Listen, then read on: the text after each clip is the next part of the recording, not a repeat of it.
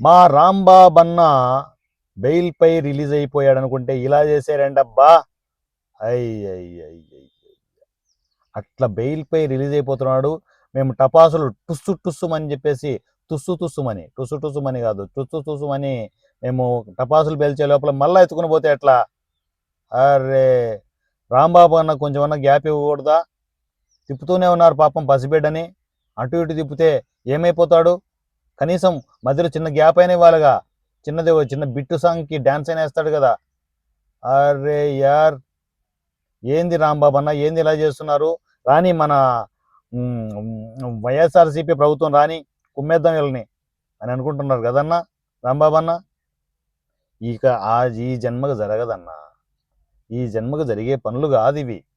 మనం చేసిన పాపాలు చిన్న పాపాలా రాంబాబన్న?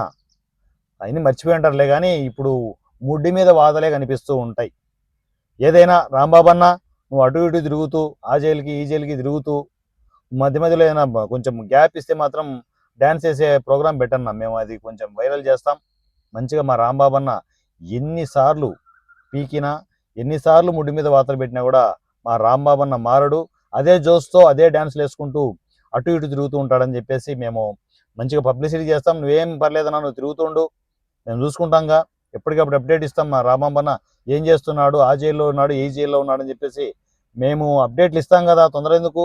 కానీ ఒకటి అన్నావు, ఇంకా ప్రెస్ మీట్ పెట్టడానికి కష్టమైపోతుందేమో అన్న.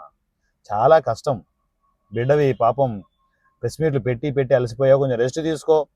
రెస్ట్ తీసుకుంటూ ఉండవు. వీళ్ళు తిప్పుతుంటారు, ఏడ మర్యాదగా అడుగునిస్తున్నారు. కొంచెం చూసుకొని చేద్దాంలే, నేను కూడా రికమెండ్ చేస్తాను. అప్పుడప్పుడు నేను కూడా వస్తాను అన్నావు, వచ్చి అట్లా నిన్ను పలకరించడానికి ఏమైనా ప్లాన్ చేద్దాం. మంచి మాస్ సాంగ్ ఒక బిట్టేద్దాం అక్కడ జైల్లో. ఎందుకంటే చుట్టుపక్కల ఖైదీలు కూడా ఉంటారుగా, మీ టాలెంట్ ఏడో చూస్తారు కదా. ప్లాన్ చేద్దాం, డ్యాన్స్లు వేసుకుంటూ మనం జైలుకి అటు ఇటు తిరుగుతూ ఉందాం. రాంబాబన్న, ఇక నాకు తెలిసి బయటికి రావడం కొంచెం కష్టమే అన్న. కూర్చో, రెస్ట్ తీసుకో చెప్తా.